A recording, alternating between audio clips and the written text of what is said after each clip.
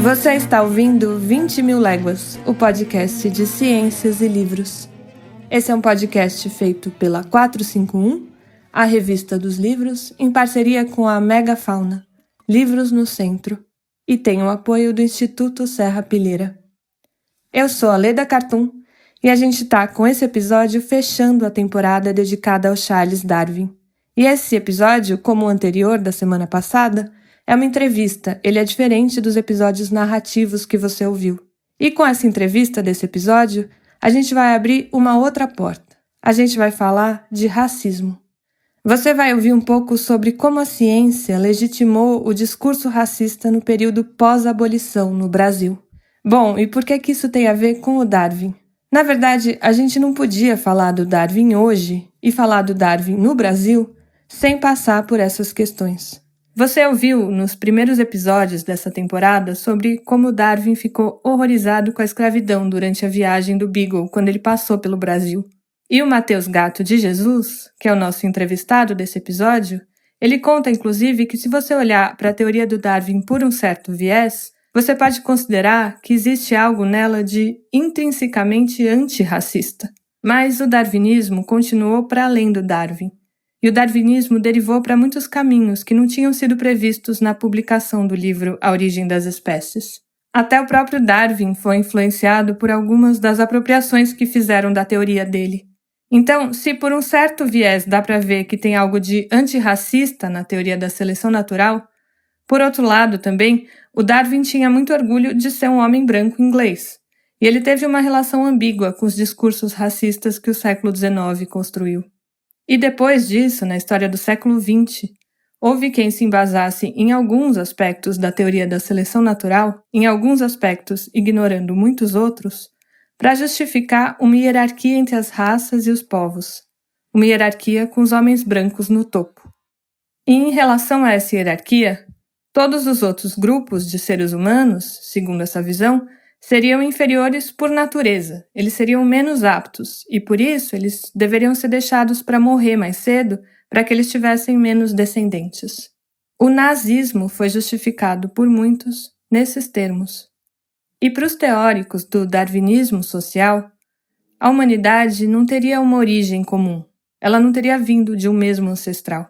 Para o darwinismo social, as diferentes raças teriam surgido em vários lugares do mundo e elas teriam estigmas biológicos que diferenciariam uma da outra.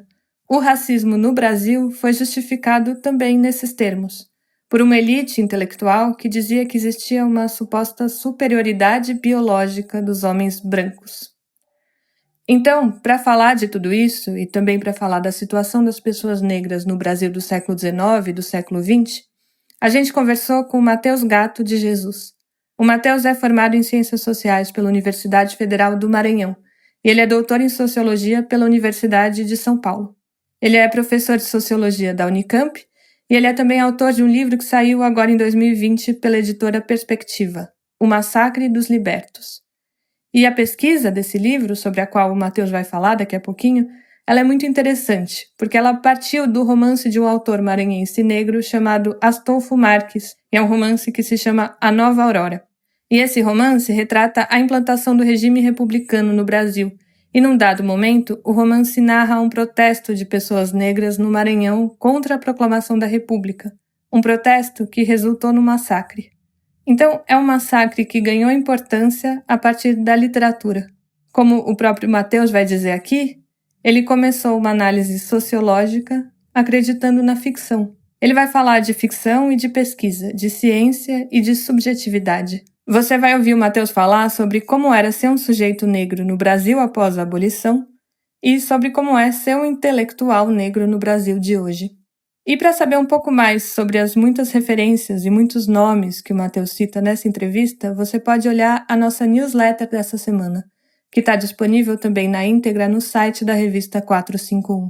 Para esse episódio, a gente agradece especialmente ao Gabriel Joppert, que é o editor das nossas newsletters, porque ele contribuiu bastante com a pesquisa para essa entrevista. E desde já, a gente também quer pedir desculpas pela qualidade do áudio desse episódio.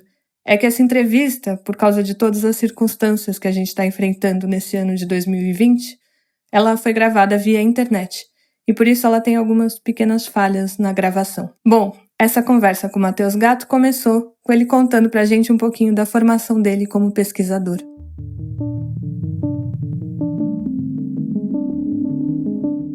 Bom, meu nome é Matheus, eu tenho 36 anos, eu nasci em Campinas, no interior de São Paulo, e quando eu era muito pequeno, meus pais se mudaram para São Luís do Maranhão, que é uma cidade muito bonita, muito interessante no Nordeste brasileiro.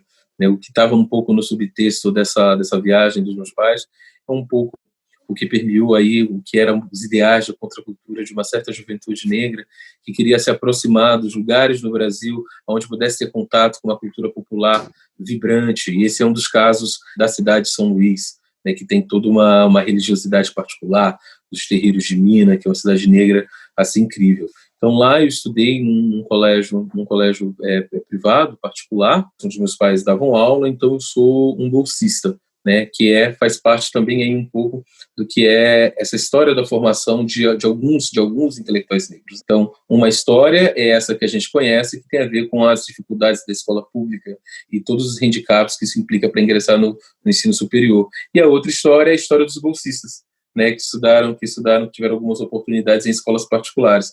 O que particularizava aquele mundo para mim, aquela vida para mim, era que eu tinha, na verdade, então, um dia de semana nesse colégio católico antigo, eu tinha mais de 100 anos quando eu entrei naquela escola, uma escola privada daquela de elite, tradicional e tal, e um final de semana envolvido com a cultura popular, com o boi, com os terreiros, com o Centro de Cultura Negra, com os movimentos sociais. Ambos os meus pais eram militantes do movimento negro, e isso também conformou os meus horizontes de pesquisa. Então, quando eu ingressei na universidade, eu já ingressei na universidade em 2002, então logo após a Conferência de Durban, que declarou a escravidão como crime contra a humanidade e que oferece conjunto de orientações para o Estado brasileiro realizar ações afirmativas. Então, digamos assim, o pós-Durban, um dos estudantes negros que entraram na universidade um pouco antes das ações afirmativas, foi fazer os coletivos, foi compor a mobilização por ações afirmativas. E isso teve implicações para os problemas de pesquisa que a gente veio a desenvolver. Alguns de nós, como eu, por exemplo, muito cedo se decidiram pela universidade. E eu me lembro que o discurso favorável às ações afirmativas naquele tempo era: precisamos de ação afirmativa para que os negros tenham um melhor lugar no mercado de trabalho, ou para que a gente desracialize as elites brasileiras. Então, as ações afirmativas eram uma coisa pensada por um depois da universidade. Mas eu, muito cedo, já tinha me decidido pelo mundo acadêmico, eu sabia que para mim não ia ter mais depois da universidade. Então, eu fiquei pensando se as ações afirmativas significariam ou não a possibilidade de realizar políticas do conhecimento.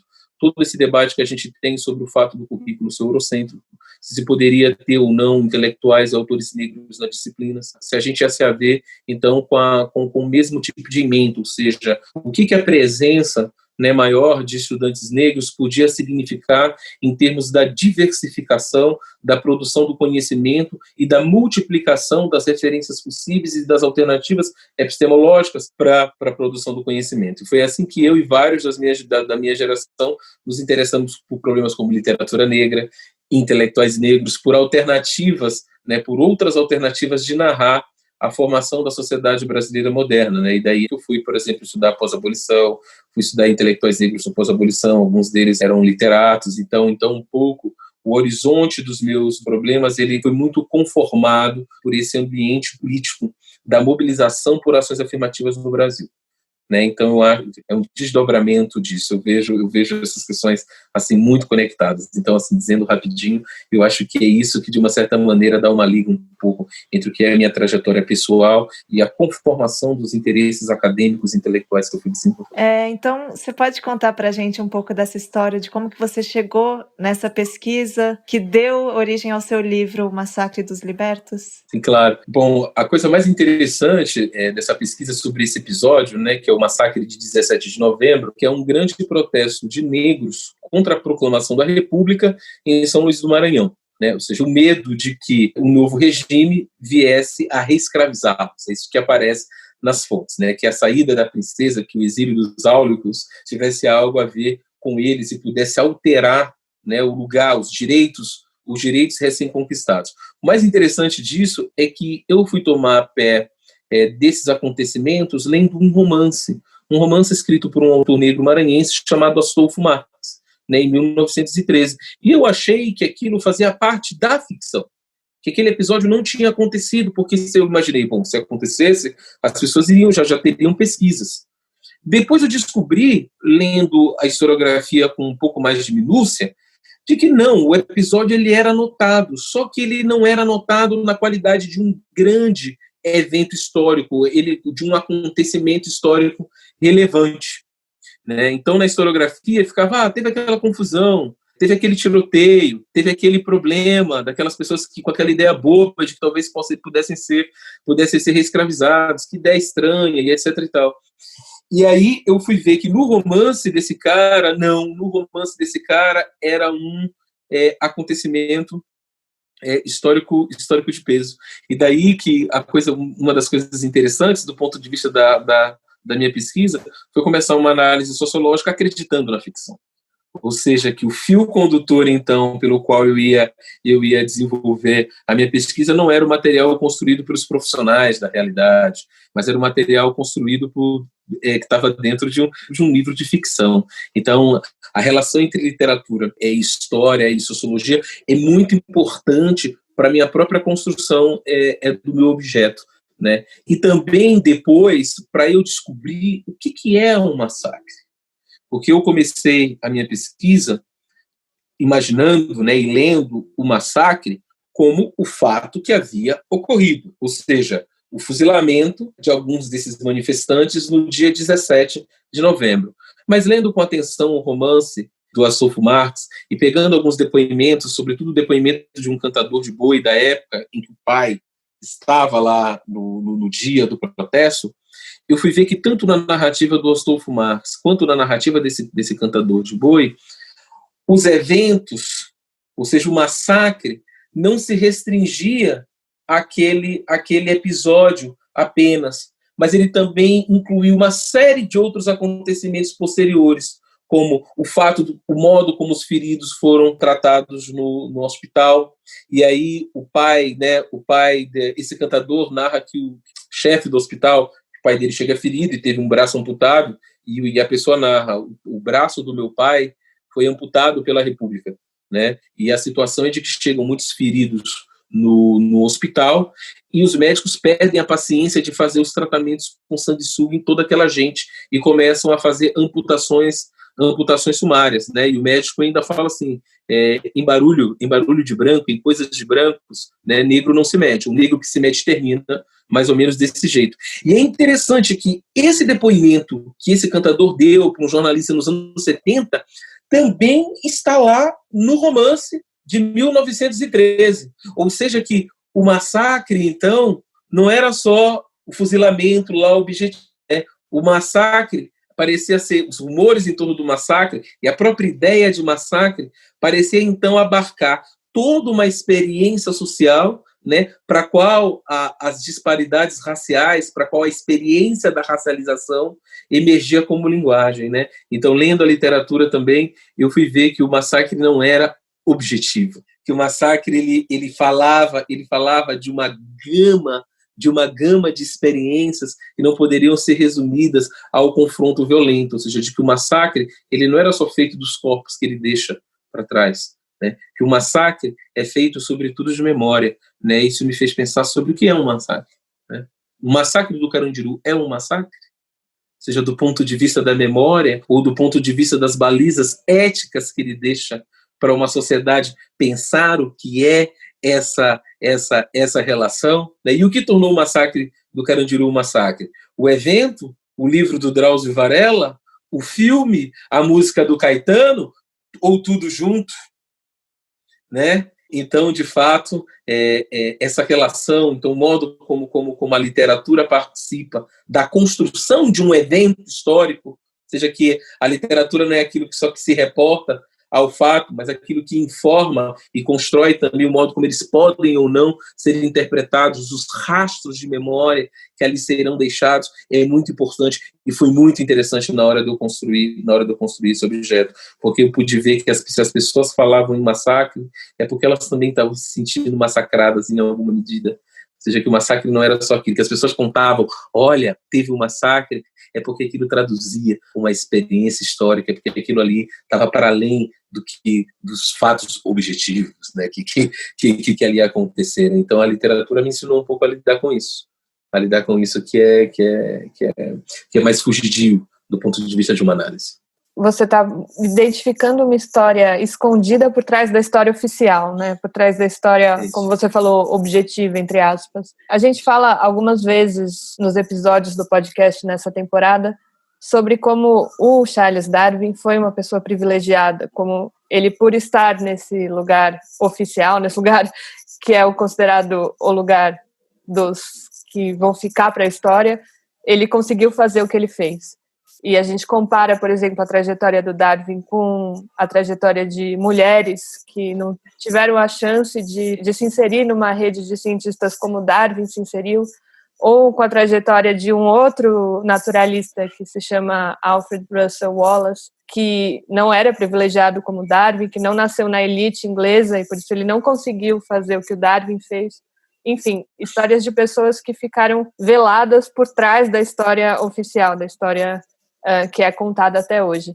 A gente queria, a partir disso, perguntar para você sobre essa questão do revisionismo histórico, de olhar para a história a partir de outros pontos de vista, a partir de histórias que ficaram escondidas, apagadas, e que, às vezes, a literatura, por exemplo, faz a gente rever e perceber coisas que a gente não costuma perceber. A pergunta de vocês é muito interessante, porque ela lida com muito do que está acontecendo, sobretudo quando a gente pensa o caso do Brasil, com os intelectuais negros que, enfim, estão aparecendo e sendo editados. O caso da Lélia Gonzalez, o caso da Beatriz Nascimento. Muitos desses intelectuais, né, intelectuais importantes, intelectuais que deram contribuições relevantes, por exemplo, no campo das ciências humanas, eles não aparecem, né, ou aparecem de uma maneira menoscabada. Então, por exemplo, quando a gente vê o caso, por exemplo, de João Clóvis Moura, que foi um dos primeiros, né, um dos primeiros sociólogos, historiadores negros a pensar, por exemplo, o que seria uma agência negra?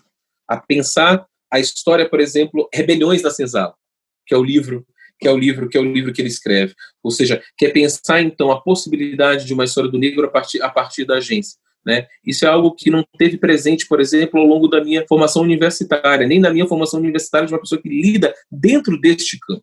Né? O caso, por exemplo, dos estudos pioneiros da Beatriz Nascimento sobre a questão dos quilombos no Brasil. E de toda uma geração, por exemplo, da década de 70, que foi para dentro das comunidades negras rurais, foi descobrir essa história, claro, com expectativas políticas mil, né, com Palmares na cabeça, de novo, talvez com o filme do Cacá Diegues na cabeça. Será o filme do Cacá Diegues? Ou seja, de novo aí esse entrecruzamento entre as formas culturais e as imaginações políticas possíveis. E a gente vê toda essa história silenciada. Né? Então, e o caso das intelectuais negras brasileiras. Você tem também, por exemplo, na literatura, essa redescoberta de uma figura importantíssima como Maria Firmina dos Reis, por exemplo, e todo o romance abolicionista. Então, esse revisionismo, nesse sentido, ele é muito interessante porque ele multiplica as alternativas de ver a história brasileira. Então, por exemplo, é muito interessante comparar, então, agora, por exemplo, uma Maria Firmina dos Reis com narrativas, por exemplo, de mulheres, com as narrativas, as chamadas slaves narratives, né, de mulheres norte-americanas, por exemplo, do mesmo período. Ou seja, permite com que você fuja uma coisa que é muito marcante na história da literatura brasileira, a importância do cânone nacional conformando as perguntas que você deve fazer para os objetos. Né? Então, você poder fazer, por exemplo, você poder imaginar a diáspora africana como um espaço pelo qual você pode se interrogar de novo, se interrogar novamente sobre esses materiais e descobrir, inclusive, outras coisas, descobrir outras possibilidades de análise. Agora, o caso do Darwin, que é um caso muito emblemático, quer dizer, eu concordo que de fato, né, quer dizer, aquilo só seria possível, né, aquela viagem enorme no Beagle, né, aquela coisa incrível, e chega em Galápagos e pega a tartaruga e volta, etc. e tal. É preciso muito recurso para fazer aquilo, né? Só que a história do privilégio, ela também é uma história feita de muita covardia também. Quer dizer, o que é interessante também nesse caso é ter uma pessoa privilegiada e hiper corajosa, ou seja, mobilizando os seus recursos para confrontar ideias que conformavam uma estrutura de poder muito grande. Né? Ou seja, eu estava lendo um livro, inclusive para conversar aqui com vocês, eu fiquei muito interessado em ler uns livros. Eu estava lendo um livro chamado A Causa Sagrada do Darwin, que especula, por exemplo, o quanto que pode haver, dentro da teoria evolucionista, uma relação do Darwin com o abolicionismo. Porque, afinal de contas, a teoria mostraria, de uma certa maneira, a unificação de todos os homens. E daí as barreiras raciais cairiam por terra, né? Nesse sentido. Então tem toda uma especulação se Darwin ou não estava envolvido, porque o abolicionismo inglês do período é um dos mais robustos do mundo também. E há indícios de que o Darwin também tivesse em diálogo com aquelas pessoas na Inglaterra. E que a teoria poderia ser, então, desse ponto de vista, uma enorme pancada, uma enorme crítica sobre a escravidão e sobre o modo como as ideias de raça estavam sendo mobilizadas para justificar essas injustiças. Né? Também é lindo o modo como a teoria da evolução, ela é uma teoria que pensa a natureza a partir de um referencial histórico, né, que dá uma história para a natureza, mas uma história que não acaba no homem, né, onde o homem é só uma parte, onde a coisa vai continuar para depois disso. Então, também esse deslocamento do lugar do homem, né, essa descentralização dos horizontes para pensar na natureza. Então, também, acho que eu concordo, quer dizer, a gente vê que tudo aquilo só seria possível, mas também é preciso, quer dizer, em geral, né, a reprodução de privilégios, ela é dada com uma ênfase muito grande nos consensos, muito grande na tradição, com muita covardia para enfrentar as estruturas, seja as estruturas de pensamento e as estruturas sociais. Né? Então, acho que a gente também tem que dar o crédito para uma pessoa que mobilizou seus recursos contra uma estrutura de poder que, ao fim e ao cabo, não sabia que iria dar certo, não sabia que iria ter a proeminência que teve, e que, na verdade, as alternativas eram de que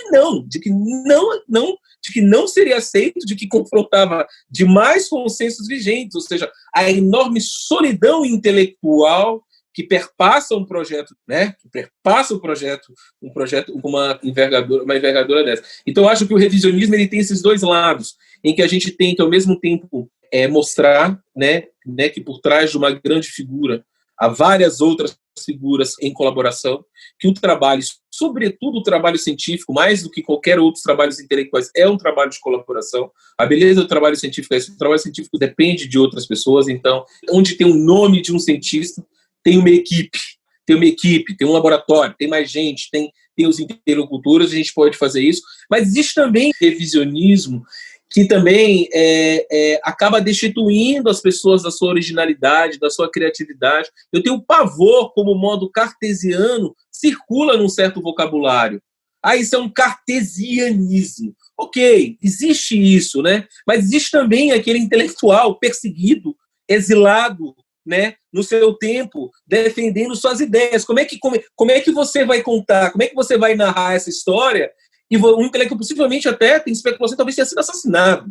Ou seja, né, tenha sido envenenado, não se sabe exatamente o fim de Descartes. Então, eu acho que a gente tem que fazer um esforço completo, né, uma narrativa abrangente, uma narrativa coletiva, mas uma narrativa que não destitua as pessoas daquilo que elas tiveram de criticidade, né, daquilo que elas tiveram de originalidade, sobretudo daquilo que elas tiveram de coragem política e de coragem intelectual. Há uma coragem política enorme no empreendimento como esse, no empreendimento intelectual dessa envergadura.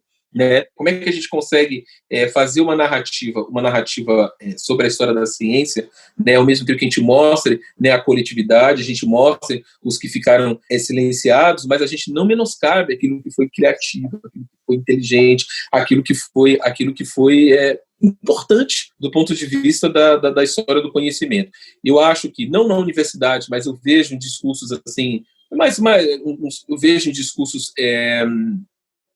vamos dizer assim, né, um certo discurso, né, que na tentativa de fazer o revisionismo necessário, as necessárias revisões, acaba menoscabando, né, as contribuições, e aí também não acaba, e ao fazer isso, acaba não colocando as pessoas no seu devido contexto histórico.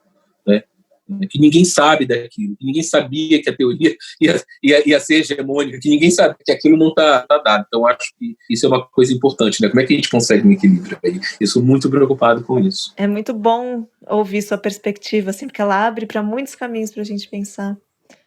E eu queria agora que você falasse de um dos pontos mais infelizes que se abrem também com a teoria do Darwin, que é o darwinismo social, o racismo científico, e se você puder falar de como isso chegou no Brasil e de como isso reverberou no Brasil no século XIX. Exatamente. Bom, essa é uma história que já está bem contada, né? Tem livros muito importantes sobre a recepção desse conjunto de ideias, porque aí não é só o darwinismo, não é propriamente só o darwinismo científico, mas diferentes ideias, né, que compõem aí o racismo científico, o Gobineau e vários outros que começam a chegar no Brasil. Sobretudo, né, a partir da década de 70, então tem 2 grandes livros muito legais sobre isso, um bem famoso é o livro da Lia Schwartz, O Espetáculo das Raças, e um outro muito legal, porque aborda isso do ponto de vista da política, é um livro chamado Preto no Branco, do Thomas Skidmore, talvez o primeiro livro que abriu as janelas para se pensar esse processo e muitos outros. Na verdade, como que essas ideias chegaram, na verdade, legitimando uma sociedade que se transformava. É um pouco isso que está. Então, na verdade, você já tem aí um processo de emancipação, ou seja, o censo de 1870 já mostra que a maioria das pessoas são livres, né? Ou seja, mesmo entre os nominados pardos, né, quando você analisa o censo de 70, a quantidade de pessoas livres, né, entre pardos, mesmo entre pretos, é muito grande, né? Então a emancipação está em curso, né? Então, como é que você vai fazer para relegitimar a manutenção de uma hierarquia social? Então essas ideias elas foram aproveitadas nesse sentido, ou seja, elas foram aproveitadas no sentido de conferir, então, tudo bem, essa sociedade agora ela não vai mais ser mais uma sociedade de senhores e de escravos. Entretanto, as posições sociais das pessoas estão escritas na natureza delas. Então, de uma certa maneira, ela reinventava, né? A teoria ajudava, de uma certa maneira, dava legitimidade científica à reinvenção aí das hierarquias sociais no período republicano. Um livro muito importante desse período é o livro do Nina Rodrigues sobre as raças humanas, que é o livro em que ele sugere, por exemplo, que o Código Penal brasileiro tem um código específico, por exemplo, para negros, porque essas populações elas teriam uma maior volição ao crime. Então essas ideias entraram desse jeito. Agora, o que é muito interessante na recepção brasileira do racismo científico é que ela também é uma recepção muito, muito de segunda mão. Então ela não é uma recepção que vai nas fontes primárias, né? Ela é uma recepção que pega leituras das leituras do darwinismo social, leituras das leituras do Gobineau, leituras das leituras do Enrico Ferri, né, da formação do criminalismo raciológico italiano. E isso teve muitos desdobramentos no Brasil. Agora, a ideologia do branqueamento, por exemplo, é um desdobramento, porque o interessante, eu acho que é isso que a maioria dos autores que estudam esse período tem apontado, é que não se trata de mera cópia de ideias, né, que essas ideias elas são apropriadas de uma maneira bastante criativa. Então, a solução, por exemplo, do branqueamento, né, que ia contra vários pressupostos da teoria de que a mistura era ruim, por exemplo, né? Ou seja, a solução brasileira de que não, essa população vai ter um aperfeiçoamento eugênico foi um dos caminhos, né? E isso durou bastante. Quer dizer, você tem aí a formação da sociedade eugênica no Brasil, que tem vida nos anos 20, e isso chega, por exemplo, isso é muito visível, marcas disso é muito visível mesmo quando a gente olha o período Vargas. Então, quando a gente vê, por exemplo, aquelas propagandas do período varguista, aquelas propagandas do Estado Novo, né, as propagandas, né, tem as famosas fotos de Vargas com as crianças negras, mas vão nas propagandas do Estado Novo, com aquelas crianças loirinhas e aqueles dentes perfeitos, né, a coisa da profilaxia. Ou seja, isso foi muito longe, né, influenciou no debate sobre a imigração, por exemplo, do que eles chamavam de amarelo, do perigo amarelo, que teve impacto, por exemplo, nas constituições, no debate dos anos 30, na perseguição à população de origem japonesa também, né? Isso foi longe, né? Isso foi, acho que até na Constituição de 46, ainda tem essa, salvo engano, né? Ainda tem essa cláusula falando que a imigração para o Brasil, ela deve obedecer critérios que povos desejáveis, né? Então, essa ideia de que há uma raça superior na luta pela vida, ela veio muito no sentido de dar uma legitimidade, mas aí científica já, à formação da sociedade brasileira moderna, ou seja, o debacle de uma sociedade de senhores e escravos e a transformação da sociedade em uma sociedade, enfim, aí de negros e brancos, onde os lugares sociais estariam enraizados no corpo. Então, acho que é assim que essas ideias entram. Mas elas não entram puras, elas entram em contato com muitas mediações e com muitas das expectativas locais do que fazer com essas ideias. Então, eu acho que, às vezes, mais do que estudar a chegada das ideias, estudar os usos sociais dessas ideias pode ser muito inventivo e muito criativo também desse ponto de vista. E a partir de todas as pesquisas que você fez, as pesquisas em torno de figuras como o próprio Astolfo Marques, que é o autor do livro que você leu, o que você pode dizer para a gente sobre como é que era ser um homem negro no Brasil do século XIX? O que se pode dizer sobre a construção desse grupo social, os negros, no século XIX? A pergunta é muito interessante. Porque uma das coisas que eu estava falando agora do censo de 72, uma das coisas que a gente nota quando a gente pesquisa esse período, que diferente do consenso, né, que está aí no senso comum, quem são os negros? Quem são os negros? Eles são os descendentes dos escravos. Mas quando a gente olha para o século XIX, para a década de 70, o que a gente encontra é justamente uma gente negra muito diferenciada do ponto de vista do seu acesso aos direitos e se enxergando de maneira diferenciada. Então, uma coisa é você ser uma pessoa que nasce livre, uma coisa é você ser uma pessoa que nasce escravizada, outra coisa é você ser um africano, outra coisa é você ter conseguido sua liberdade de ventre livre, ou seja, na pia batismal, e outra coisa é você ser, por exemplo, um 13 de maio, que é uma categoria que é utilizada, ou seja, liberto exatamente no dia 13 de maio. Então, essa população, esse grupo, é um grupo muito diferente e se vê como um grupo muito diferente. E a visão desse grupo como um grupo homogêneo diz mais dos processos de racialização, ou seja, diz de você estender o estigma da escravidão para todo esse grupo. Há pesquisas interessantes da Hebe Mas sobre isso, da Vlamira sobre isso, e eu também trato um pouquinho disso nas minhas pesquisas. Então, quer dizer, é muito complicado essa visão, porque de fato é um grupo bastante diferenciado. Mais complicado fica ainda quando a gente descobre, por exemplo, que a maioria da população dos negros, né, do século XX são descendentes de africanos ilegalmente escravizados no século XIX. Ou seja, pensar essa população como descendente de escravos é rasurar os direitos que eles já haviam conquistado.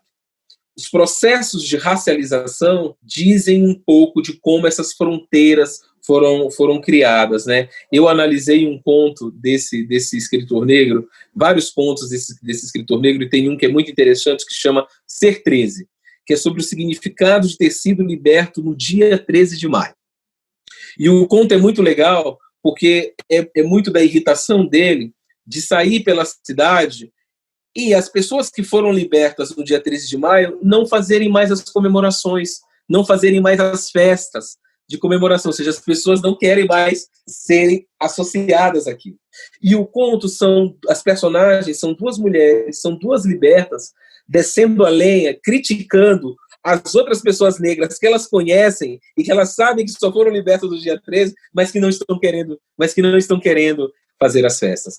Então, é muito interessante, porque isso mostra como que essa população era diferente, se via de uma maneira diferente, e como que a mudança do regime, como que a virada para o regime republicano mudou os critérios de percepção, porque aquilo que era uma honra no período imperial, ser liberto direto pelo Estado, pela princesa, pela penada, no mundo republicano, em que isso já não faz mais o mesmo sentido, passa a ser simplesmente o estigma de ter sido escravizado até os últimos dias, né, de ter carregado isso até os últimos dias. Agora, por outro lado, quer dizer, então os processos de racialização, os processos que atribuem estigma formam esse grupo.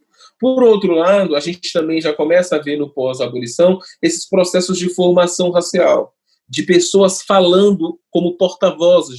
Esse é o caso, por exemplo, da Guarda Negra que surge aí também no ano de 88 para 89, que já se autonomia. Nós somos a Guarda Negra da Redentora. seja, esse grupo de negros monarquistas que acreditava que o terceiro reinado era a melhor alternativa, já que o Império fez a abolição, né, e poderia fazer outras reformas. Então, esse grupo que você está perguntando, né, como é que esse grupo se forma? Pergunta ótima, que é a pergunta da sociologia. Então, ele se forma pelos processos de racialização, pelos processos de discriminação, e ele se forma também por esses processos de vocalização, quando as pessoas querem construir simbolicamente o grupo. Então, eu sou a Guarda Negra. Esse é um dos modos pelo qual esse grupo está se formando. O surgimento, por exemplo, de uma imprensa negra também é outro lugar. As classes, como se dizia na imprensa negra daquele tempo, a classe dos homens de cor. Ou seja, também esse grupo está se formando aí. Quando a gente lê também lá nas anotações que se conformaram no diário do Lima Barreto, e ele dizendo, olha, eu quero escrever um romance, e um romance que vai ser o germinal, o romance que vai ser o germinal da escravidão, Lima Barreto com a literatura, ele também conforma o que é esse grupo, ele também cria uma imagem ali com Clara dos Anjos e também com as recordações do Isaías Caminha, o que é esse grupo, quais são suas fronteiras, ele vive no subúrbio, ele vive na cidade, ou seja, a literatura aí também, de novo, engajada nos processos de delimitação de fronteiras de grupo. Então, esses grupos se conformam. Então, como é que esse grupo se conforma? Ele se conforma nesse embate, em que você tem, de um lado, as pressões de racialização, e, de outro, o modo como pessoas racializadas vão vocalizando sua posição social. Então, os intelectuais negros na Primeira República são muito interessantes. Agora, as pessoas não fazem isso da maneira como a gente espera, ou mesmo com as categorias que a gente espera. Então, muito do que é essa vocalização na Primeira República tem a ver com dizer que aquilo que é considerado as práticas culturais, né, capoeira, as práticas culturais que são consideradas como de preto, da ralé, da base, precisam estar no centro da identidade nacional. Então, muito do esforço dos intelectuais negros é nesse sentido. Ou seja, não de criar, como vai ser o esforço de outros, não só de criar um grupo específico, mas de dizer que as práticas culturais daquele grupo precisam estar no centro da identidade nacional. Então, quero lembrar aqui um texto importante, por exemplo, do Manuel Quirino, que foi um folclorista baiano, um grande intelectual importante, negro, que escreveu um artigo chamado O Preto como Fator de Civilização Brasileira.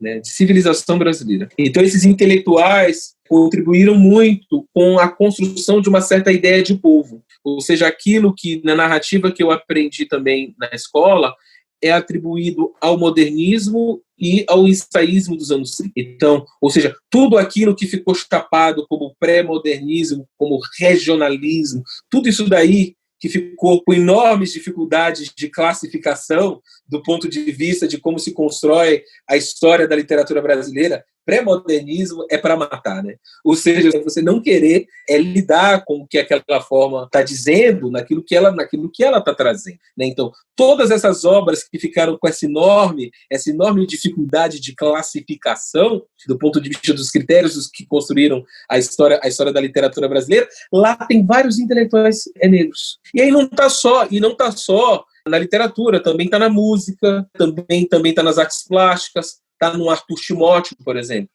Muito claro isso nos quadros do Arthur Timóteo, o modo como ele representa aquela gente negra, né? Então eu acho, e esse é o livro que tem que sair esse ano, eu acho que aí tem uma estrutura de sentimento, trabalhando com a categoria do Williams, né? Tem uma estrutura de sentimento que eu nominaria como uma espécie de nativismo negro aí na Primeira República. Mas o que é esse nativismo? É esse trabalho simbólico de tornar coisas racializadas, né, lidas como de preto, no sentido mais negativo possível, né, como as coisas nacionais. Então, o Astolfo Marx, quando ele escreveu o seu livro de contos A Vida Maranhense, em 1905, a recepção no jornal é assim, o livro é ótimo, só que ele tem um problema. Ele não é sobre a vida maranhense, ele é sobre pobre, ele é sobre preto, ele é sobre popular. A vida maranhense é outra coisa. Ou seja, uma recepção que dá indício do enorme trabalho simbólico que essa pessoa está realizando de transformar aquilo que é o popular, aquilo que é o de pobre, aquilo que é o de preto, no centro de uma identidade regional e também no sentido de uma identidade nacional, como querido, preto como fator de civilização brasileira. Então, mais uma história para ser reconstruída.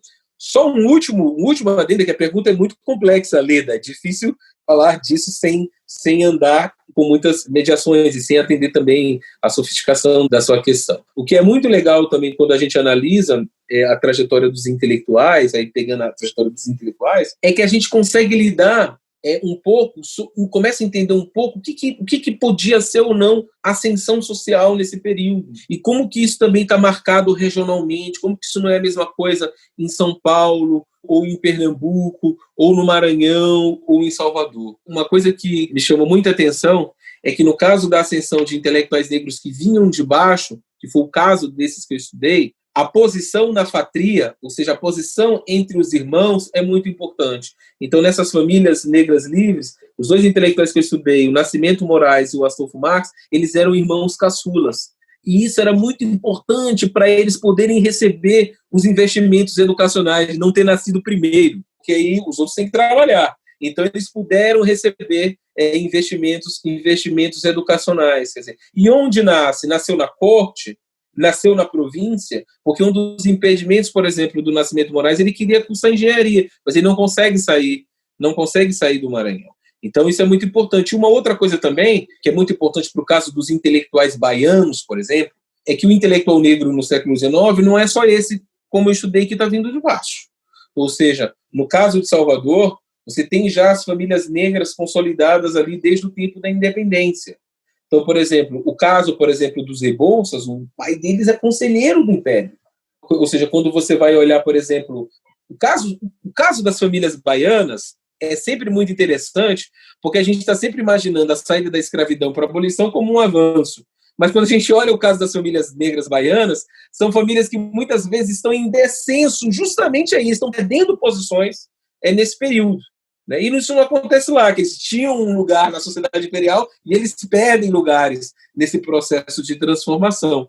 O caso, por exemplo, do Lima Barreto também é um pouco esse, do pai que estava colocado de uma certa maneira ali na sociedade imperial e eles vão perdendo posições, eles perdem posições, eles têm dificuldade para se arranjar na nova sociedade. Só para dizer que, então, estudar esse grupo no século XIX, ontem como hoje, é estudar um grupo complexo, um grupo diversificado, aonde as vozes que enunciam o grupo partem de perspectivas diferentes e muitas vezes estão em concorrência. Tem vários discursos e tem várias vozes concorrentes. O problema, que na imprensa hoje é chamado de colorismo, pode ser visto assim. Ou seja, existem vozes diferentes disputando como que a fronteira do grupo negro se forma na sociedade brasileira hoje. Então, isso não é uma coisa que se resolve. Isso é uma coisa que pegando do que a sociologia pegou do Darwin, ou seja, aos processos sociais de longa duração não planejados por ninguém. É um pouco isso que a sociologia, para entrar aqui no nosso tema, isso um pouco que a sociologia pegou do Darwin, que pode haver processos históricos não planejados por ninguém, sem qualquer finalidade, sem um telos final, mas de amplas consequências históricas. Ao final de contas, essa é a imagem da história que a gente pode ter quando a gente olha para a teoria da evolução naquilo que ela tem de mais rico e de mais bonito, e a sociologia pegou isso. Então, é isso. Ou seja, isso não está resolvido. E quem que resolve isso, Leda? É a luta social, é o jogo social.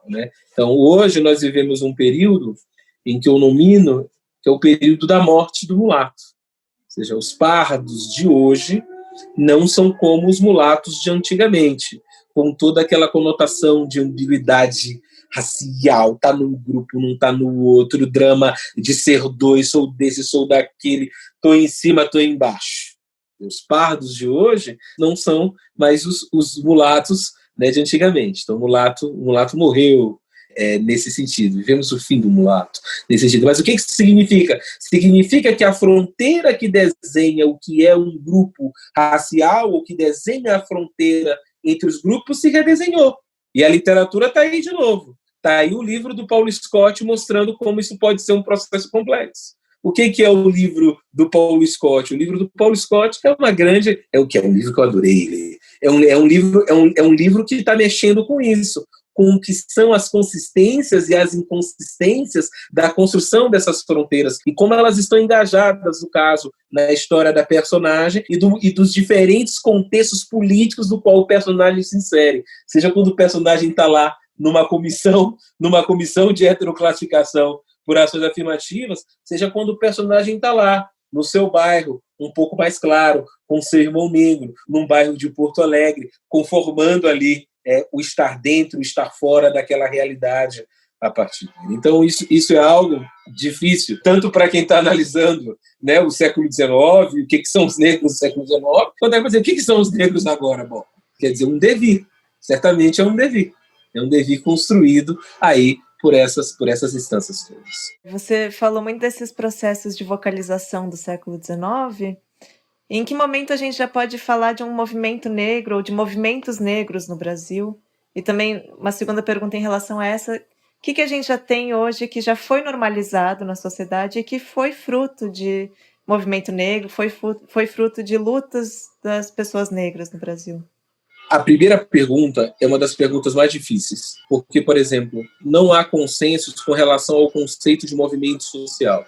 Então, tem pessoas que consideram o movimento social uma coisa moderna, uma coisa que é moderna, que tem a ver com as realidades da Revolução Francesa, da realidade da Revolução do Haiti, etc, etc. Então o movimento social seria uma coisa bastante específica do ponto de vista de fazer uma pressão dentro de uma estrutura política. Então, para essas pessoas, provavelmente, eles vão pensar os movimentos negros, né, a partir da imprensa negra, a partir de mobilizações como essa. Mas existe tem pessoas que trabalham com uma noção mais abrangente disso, que vão pensar, por exemplo, já as irmandades negras, já os quilombos, já os terreiros, já as formas de associação muito antigas, né, as associações de pardos do final do século XVIII.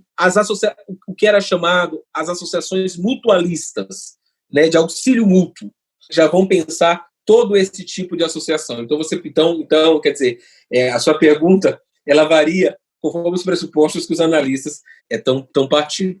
Agora, uma coisa importante, uma coisa que eu penso, assim, é que do abolicionismo mesmo até aqui, né, o lugar de legitimação dos intelectuais negros são os movimentos sociais. Ou seja, quem diz que aquela pessoa negra que escreve é um intelectual é, sobretudo, não que outras instâncias não fizeram. Houveram intelectuais nas academias regionais, na Academia Brasileira de Letras, houveram em outras posições. Mas, sobretudo, quem legitima essas pessoas enquanto intelectuais, quem diz que aquela produção tem valor, em geral, tem sido os movimentos sociais. A novidade do período que a gente está vivendo é que, de repente, o mercado de livros, por exemplo, que é uma das instâncias mais difíceis de consagração para uma pessoa negra, é muito difícil ser a Carolina de Jesus. Ou seja, se consagrar porque vende muito, ou seja, irritar Jorge Amado, que vende bastante.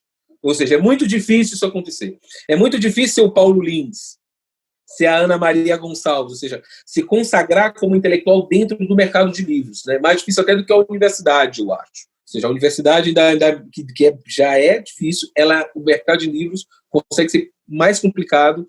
E essa é a realidade que a gente vê aqui no Brasil hoje, está tendo várias iniciativas e que está em transformação, enfim, que de novo tem aí essas tensões, lutas, puxa para cá, puxa para lá. Então, eu acho isso. Agora, o que é conquista? Você me perguntou. Primeiro, do ponto de vista cultural, eu até falava isso recentemente num debate recente, do ponto de vista cultural, hoje, mais culturalmente falando, eu acho que o debate sobre raça e racismo hoje, ele parte tem pontos de partida, 7 pontos de partida que partem dessa luta.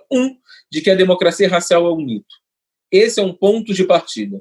O outro, de que o racismo é estrutural. E o outro, de que o povo brasileiro é negro. Então, essas 3 ideias, elas não eram ideias nada consensuais nos anos 70, nos anos 90, nos anos 2000. E o que eu estou querendo dizer é que essas 3 ideias conformam o enquadramento a partir do qual a gente começa a brigar quando discute sobre raça e racismo. Eu acho que essa é, no sentido que você está perguntando, Sofia, eu acho que essa é uma das conquistas que isso já está cada vez mais normalizado, cada vez mais naturalizado. Agora, fora outras coisas que são conquistas que não aparecem, por exemplo, uma das que eu acho mais importantes, uma das grandes conquistas, eu acho, que tem a ver com essa luta, é colocar o branco pobre na universidade, certo? Porque é a mobilização por ações afirmativas que luta por cotas sociais, que se preocupa se vai ter brancos pobres na universidade. Então, uma coisa altamente normal, ou seja, a mobilização por ações afirmativas, por democratização do ensino superior, foi algo que gerou uma escalada de democratização para todos os grupos sociais. Hoje se fala em ações afirmativas para trans, em programas de pós-graduação. Logo que se propôs cotas para negros, tem que ter cotas para a escola pública, e o movimento falou tem que ter cotas para a escola pública. Então, acho que uma coisa difícil de ver é que as lutas lidas dessa maneira mesquinha, como meramente identitária, como meramente cuidando do seu quinhão, do seu quintalzinho, né, que é muito de como no debate público de hoje, altamente viciado, aparece, não deixa que a gente veja que um movimento social ele pode partir de um ponto e transversalizar conquistas para todos os outros grupos. Porque, afinal, hoje a universidade está mais democrática para todos os outros grupos. Né? Então, acho que isso também é bom de dizer, e isso não é perceptível. Isso não é perceptível. Justamente, né, porque uma das características do racismo é você dizer que aquele corpo só pode falar daquilo que ele é particular, daquilo que ele é restrito. É você não imaginar todas as potencialidades humanas dentro de um corpo. Então, a luta negra é lida nessa chave do racismo. Né? Ou seja, ela não é lida como uma luta que é capaz de se capilarizar, que gera direitos para outros grupos. Ou seja, de que quando há um protesto por uma polícia decente, toda a sociedade está ganhando. Ou seja, uma polícia decente, ela é melhor para toda a sociedade brasileira. Então, há muitas conquistas também nesse sentido, conquistas transversais que foram adquiridas partindo-se das lutas desses movimentos e desses intelectuais. Isso fica invisível, mas a questão não é ser visível, não. A questão é que se efetivou e que a sociedade ganhou, a sociedade inteira ganhou com isso. Né? Então, acho que isso que é importante. E é legal pensar essa coisa, né? Porque o próprio fascínio pela ideia de intelectual tem a ver com isso, né? Tem dizendo fascínio, né, entre esses intelectuais negros, né? Porque a ideia de intelectual é justamente a possibilidade de você multiplicar as leituras sobre você. Ou seja, você multiplica as leituras sobre você, ou seja, de você não ser lido apenas pelo seu corpo. Né? Então, muito do fascínio, né, da ideia de intelectual é o fascínio da possibilidade de desracialização. Né? É isso que o Cruz de Souza escancara no Emparedado, né? Quando ele vai dizer que não interessa se o soneto é sofisticado, se ele é o mais sofisticado, né, do seu período, se ele é o maior soneto do seu período, o emparedamento está lá, ou seja, o fascínio das possibilidades supostamente universais, né, da literatura e do intelectual não foram suficientes para romper numa vida com todas essas marcas que o amarravam. Né? Eu sou enlouquecido com esse poema. Eu acho que esse poema diz muito, né, da minha situação, na verdade, da situação de muita gente, na verdade, e do que eu queria quando embarquei nessa de escrever um livro, do que eu queria com as palavras, o que eu queria que as palavras me dessem, que as palavras multiplicassem as alternativas de leitura sobre mim e que, ao mesmo tempo, que eu pudesse multiplicar, através delas, alternativas de leitura sobre o mundo. Às vezes é possível, às vezes não. Uma última pergunta para a gente finalizar. Na época do Darwin, no século XIX, a questão sobre a origem das espécies, de onde vieram as espécies, como é que elas se transformam, era considerada o mistério dos mistérios. E a gente queria saber, na sua opinião, a partir de tudo isso que você contou para a gente, da sua pesquisa, o que você considera o mistério dos mistérios hoje? Acho que a desigualdade é um mistério dos mistérios. Como que a desigualdade se reproduz? Por que a desigualdade é tão importante nas sociedades que a gente vive, que são sociedades já ricas, que já têm recursos? Então, acho que a formação da desigualdade, né, acho que na minha área, acho que a grande O grande problema da sociologia, um dos grandes mistérios dos mistérios da sociologia é entender por que a desigualdade existe, por que ela se constrói, por que é difícil, mesmo quando você tem esforços genuínos de tentar minorá-la, por que é difícil destruí-la, né? Quer dizer, por que é difícil a construção de uma vida digna para diferentes pessoas, mesmo em condições em que você tem muitos recursos. Esse é o Brasil, um pouco, né? Riquíssimo, cheio de recursos, né? Cheio de recursos de todos os tipos, e uma desigualdade avassaladora, uma desigualdade sem fim, uma desigualdade que a gente tenta entender como ela se produz, e quando a gente acha que a coisa está minorando, vem uma outra rasteira e se coloca de novo. Quer dizer, eu acho que a desigualdade, então, é o mistério dos mistérios, do ponto de vista das pessoas que compartilham a minha área de trabalho e também do meu ponto de vista.